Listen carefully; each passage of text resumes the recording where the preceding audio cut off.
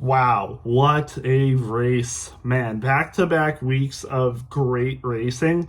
And as you've probably seen by the title, Brad Keselowski finally gets a win after more than 3 years. It's been more than 3 years. The last win he's had was Talladega spring race in 2021. It's been over 3 years since he's gotten a win. 110 races. Man, he finally gets it done at Darlington. What a great race. I mean, couldn't have asked for a much better race than that, to be honest. I mean, it was great. I mean, not as good as Kansas, I would say, but man, it was such a good race. I'm shocked because it was a crazy race, especially in the third stage. The third stage was definitely the best part of the race for sure. You had Brad Keselowski, Ty Gibbs, Tyler Reddick, and Chris Buescher all up in there. I mean, a lot of teams that don't really see victory lane as much, and some underrated drivers as well. Like Ty Gibbs is still out here looking for his first win. You had Chris Buescher, who still needs a win this season, and then Tyler Reddick, who's looked insanely good all year long. I mean, I would put him in my top 10 drivers for sure, and honestly could be argued to put him in the top 5 drivers so far this year as well. I mean, just great racing from Tyler Reddick until about a few laps left to go. We had some issues. So Chris Buescher obviously took the lead. After the last caution, I don't remember what it was. It might have been Zane Smith. It might have been someone else. But you had Chris Buescher, Brad Keselowski, and Tyler Reddick battling for the lead. Reddick had the number one spot. You had Keselowski battling him on the inside, trying to take him too far outside so he could get the lead on him. But Tyler Reddick just stuck in there with Brad Keselowski, didn't let him pull ahead, and eventually that opened the lane for Chris Buescher. He took them 3 wide and sent it really deep down on the inside, and actually was able to pass both of them and had the lead. But it wouldn't last for long because Tyler Reddick, he had the speed. I mean, I would guess that Tyler Reddick probably had more speed than Chris Buescher, to be honest. And eventually he got to the inside of him, and he might have driven up the racetrack too much, and ended up causing them to both get like flat rear tires or flat tires, and eventually, unfortunately, both of their days were ruined. Brad Keselowski took the lead again, and it was almost smooth sailing from there. Ty Gibbs actually kind of made it a race for a little bit. He got within like 0.7 at some points, I'm pretty sure. He was at least half a second behind him at some points during the last final laps. But Brad closed it out. He finally gets the win. And yeah, I mean, just a great day for Brad. Almost a really good day for RFK. I mean, it still was a good day, but unfortunately, Chris Buescher had nothing to show for such a great race that he put on. And we saw that at the end. I mean, Chris Buescher, Tyler Reddick definitely got into it pretty hard. Chris Buescher was pissed. I mean, rightfully so. This is the second week in a row he's been robbed of a win, arguably. You could make the argument that Tyler Reddick might have been able to pass him, but it was unfortunate. Tyler Reddick got into him a little too much. It looked like Buescher was a little loose, but maybe that's because Tyler Reddick was already driving him so much into the outside, and that's when they got contact. And then again, both of them had to make pit stops and finishing very bad. And again, Chris Buescher at the end was pissed. I mean, as soon as he got out of the car, he went right over to Tyler Reddick, and he gave him a little shove. Like, he shoved him, got his hands into him, and Tyler Reddick wasn't in the mood for confrontation. I mean, you could tell he wasn't interested in a fight. He was more wanting to talk himself out of the situation. I mean, he knows what he did was wrong, and he apologized to Chris Buescher. And of course, Chris Buescher isn't just going to be like, oh, I forgive you. Thank you. No, I mean, he's pissed. Like, he lost the race. I mean, and he got wiped out of a otherwise great finish. I mean, if anything, he would have still at least finished like third or second or fourth. Like, it's not like if he loses this race, it's all over. Like, he could have still had a really good finish and got even more points this race and had an even better cushion for points. But now he's only plus 15 for the cut line.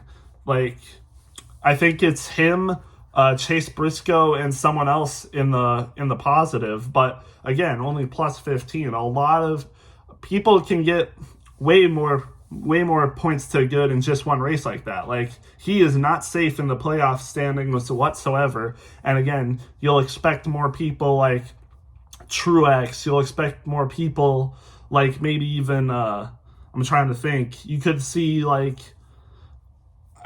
could even see Bowman get a win this year, or like Ty Gibbs get a win this year. Like, Chris Buescher isn't safe with plus 15 points, and even if he keeps building on that, you still have people that are more points to the good ahead of him. Like, yeah, he's not safe whatsoever. And like he said in the confrontation, is like, I don't have that win sticker there like you do. You didn't have to race me like that. You're already in. You have a win. I don't have a win. So the way you race me now like that, I'm this close to being under the good.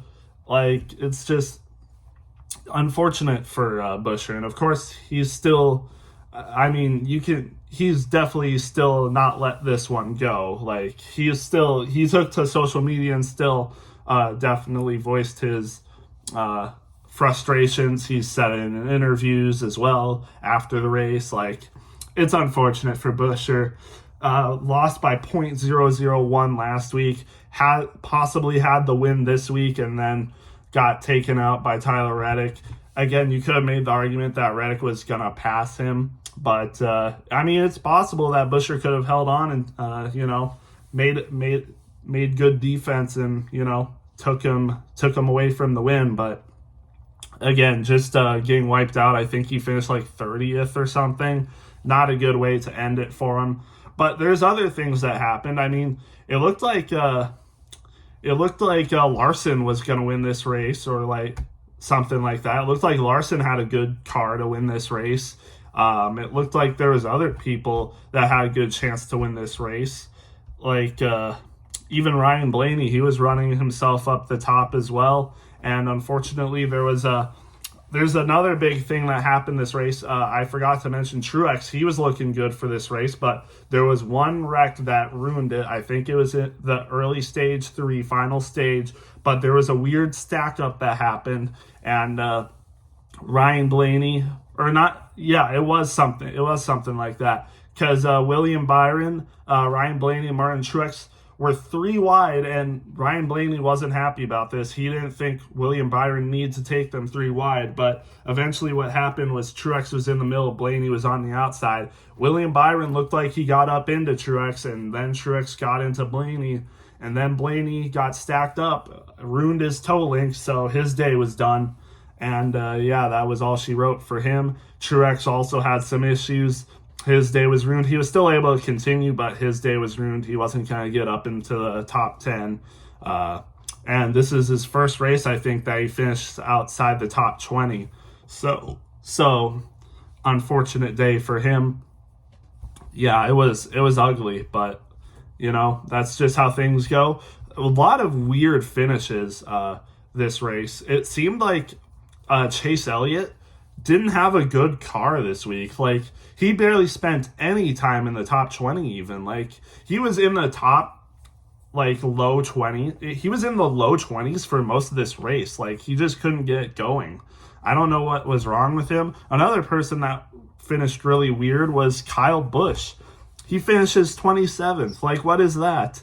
I see there's, some people's like, what happened to Kyle Busch? Did the friggin' Space Jam monsters take away his powers? Like, what's going on with him? And Joey Logano finishes 21st. Like, I'm pretty sure something happened to Joey Logano. I think he was involved with one of the wrecks a little bit, but still, like a 21st for Joey Logano, he is nowhere near good in this race. This is not good for Joey Logano. It's not looking good. But again, I thought this race was really good. Lots of good racing, even in both stages. I'm pretty sure Larson won a stage, and then Tyler Reddick won the stage for stage 1 and 2. So Larson won the first stage and Reddick won the second. And ironically, both of them finished outside the top 30 because of racing incidents. And Buescher, again, like I said, had a good day as well, but unfortunately finishes in the top 30 as well. But with that said, I'll get into the drivers, talk a little bit more about the drivers themselves, because we got a lot of interesting things to talk about. So Brad Keselowski finishes first. Again, great race for him. Great day for RFK fans and Brad Keselowski fans.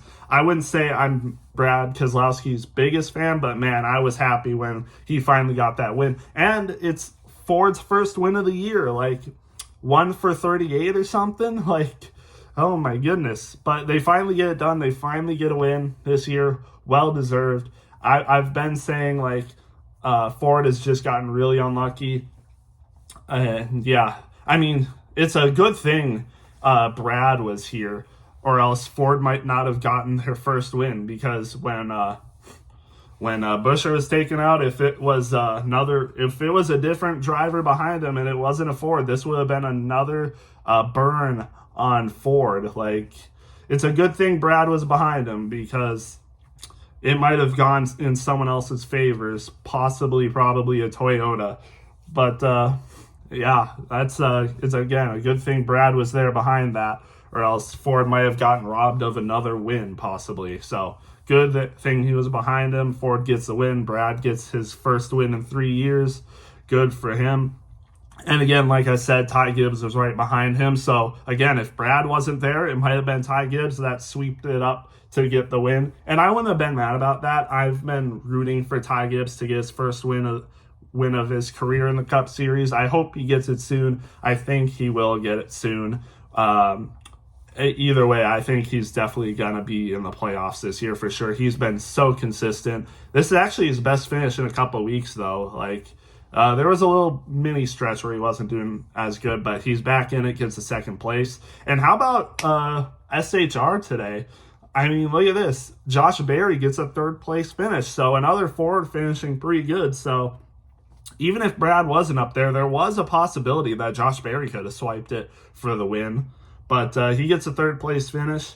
Really good day for him. He wasn't running that great at first, but then he crept his way up and was holding out in the top 15 for a good portion of the race, and then found himself up front. So good for him. Denny Hamlin, for the most part, didn't have a race that we're used to seeing him race. Like, he was running in the top 15 for most of the day, which is still decent, but we've been more accustomed to seeing Denny Hamlin run up in the top 5 for most of these races. And again, he gets a 4th place finish, but again, it was weird not seeing him run up front like he normally does, especially in a race like Darlington. But again, good for him, gets a 4th place finish, really good points day for him.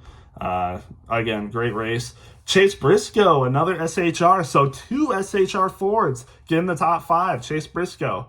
It looked like he was having some troubles at first. He was, again, running in the top 15 for most of the day, but then he fell back a little bit, but finds his way up front again, so good for him. William Byron ends up getting the 6th place finish after arguably causing the trouble with Blaney and Truex. And I forgot to mention this, but Blaney didn't meet the requirements to keep on racing, so he DNF'd.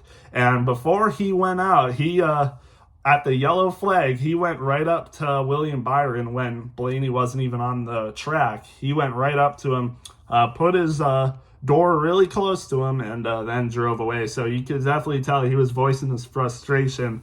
And even after the accident, he was like, "Yo, I'm just gonna kill both those MFers. Like, I'm done with this." And he was talking about Byron and Truex. I'm not sure why he would have been so mad with Truex, but again, it looked like it was Byron's fault, and a lot of people seem to agree with that online. Yeah, unfortunate for him. Bubba Wallace Jr. gets a 7th place finish. Good for him. Great race day for him. I think he's in the good in terms of points. I'm not sure about that, but it's definitely close. It might be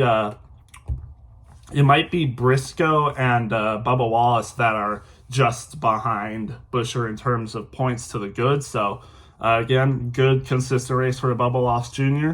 I would like to see him get a win this year, because I don't think he's going to be able to make the playoffs without one at this point, but we'll see. Alex Bowman gets an 8th place finish, again adding up to a solid race year for him. I expect he'll probably get a win. I had him out of my playoffs, which was probably a bad mistake, but we'll see how he does. And then we got a lot of interesting drivers. I mean, look at this. We got Justin Haley, and it's not like he just snuck into the top 10 based off of points and stuff. No, he did this on his own speed. He did this with raw speed.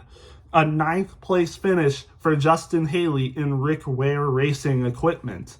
That is a great finish for Justin Haley, and it's Rick Ware's best performance.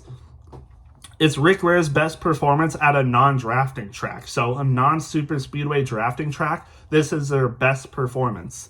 A 9th place finish. First top 10 also for a non-drafting track. So wow, Justin Haley is making good moves. I mean, this is just really good for Justin Haley.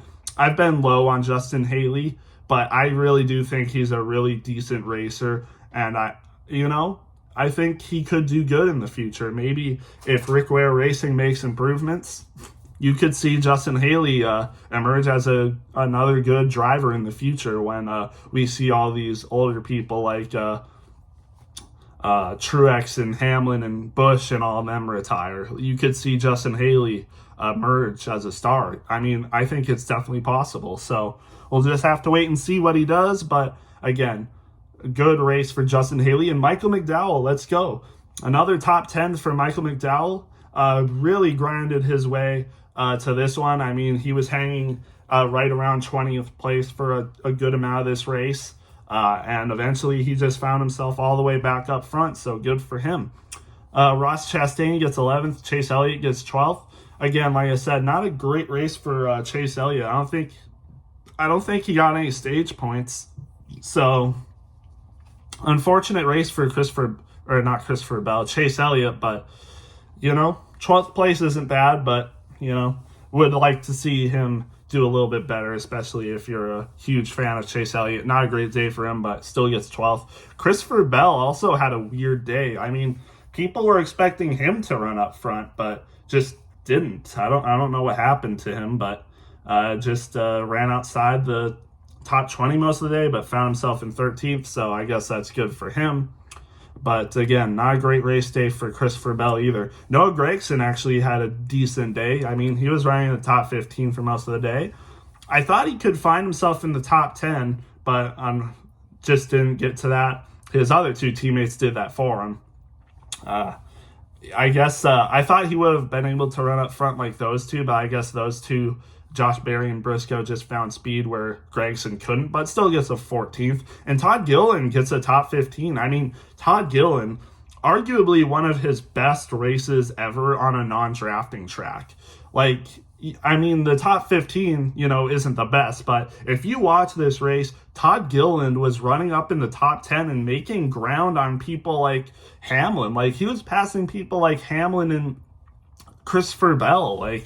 I've never seen Todd Gilliland be able to pass such veteran drivers based on raw speed. Again, he was in the top 10 for most of this race. He got 5 stage points, I'm pretty sure, and gets a top 15. So, good race for Todd Gilliland. And yeah, I would like to see him do more of that. Again, front row, I think, is looking really good. Next year, they could really rise up, in my opinion. I don't know who they're going to get for the 34, but hey, it's looking good for front row. And then Corey LaJoie gets a 16th. I'm pretty sure he had a new crew chief for spotter. And this is honestly one of the better races Corey LaJoie has had this year, unfortunately. He just hasn't been able to find good speed. Just hasn't had a good car. But hey, he gets the best finish out of his teammates, so... And pretty pretty convincingly over his other teammates, like he should. But again, yeah, not bad for him. Ryan Preece gets a 17th, so a good ways behind his other SHR teammates. I haven't mentioned this besides, I think, on my Snapchat story, but apparently he's been left out of study groups, and it looks like Ryan Preece is going to be getting the boot out of SHR this silly season coming up. So we'll just have to wait and see about that. Kaz Gralla gets an 18th place finish. Really decent day for Rick Ware Racing. I mean, you never saw drivers from Rick Ware Racing get this good of finishes at all. Like, unless it was a lucky drafting track, like 9th and 18th for Rick Ware Racing is some of the best racing they've ever done on a non-drafting track. Like, man, they have been making improvements, and Kaz Gralla is definitely a good driver, especially in Rick Ware Racing equipment. I would like to see him run more races instead of Cody Ware. So we'll just have to see. Eric Jones, first race back off of 2 weeks of an injury. He gets a 19th place finish. And Darlington is normally a race where he's really good. But again, just coming off of an injury, gets a 19th place finish. Not terrible for him.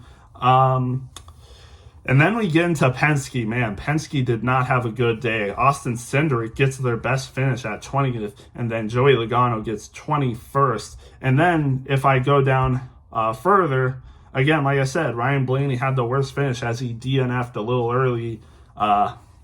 Just a bad race for Penske overall. 20th, 21st, and 36th. Not great racing from them. Harrison Burton gets a 22nd. Stenhouse gets right behind him. Then you had someone like I said, RCR, just not great finish. Kyle Busch gets 27th. Austin Dillon gets 28th. Really bad for them. Suarez 24th, and Truex, like I said, gets a 25th. Unfortunate for him. He had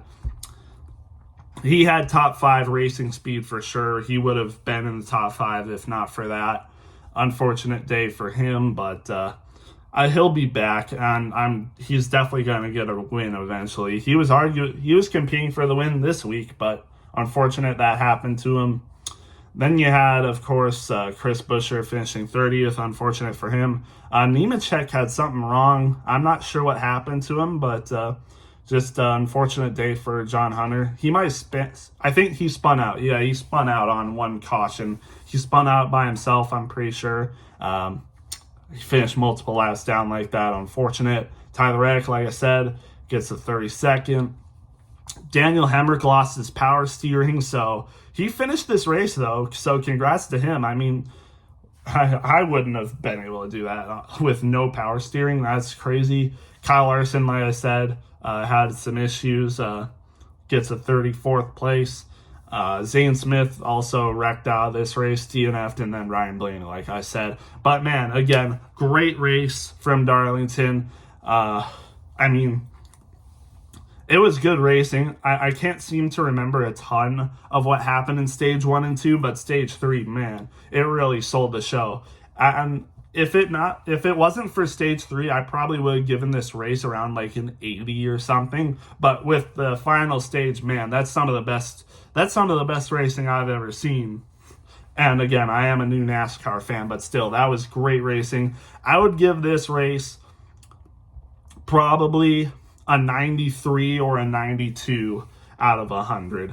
I think I put Kansas at like a 96 or something. And again, this race was a little bit not as good, especially because stages 1 and 2 weren't as good as Kansas. But the ending of this race, stage 3, was almost on par with Kansas. So definitely a 92 out of 100 is definitely deserved for this race. Brad Keselowski wins his first race. More heartbreak for Buescher. Drama, especially with Blaney and Byron, and then Buescher and Tyler Reddick. I mean, just great. Such a great classic race for Darlington. Darlington is definitely one of the better tracks in NASCAR. Great race. It's such a good time to be a NASCAR fan right now. But with that said, I'll get this up for you guys, and we'll see you in the next one.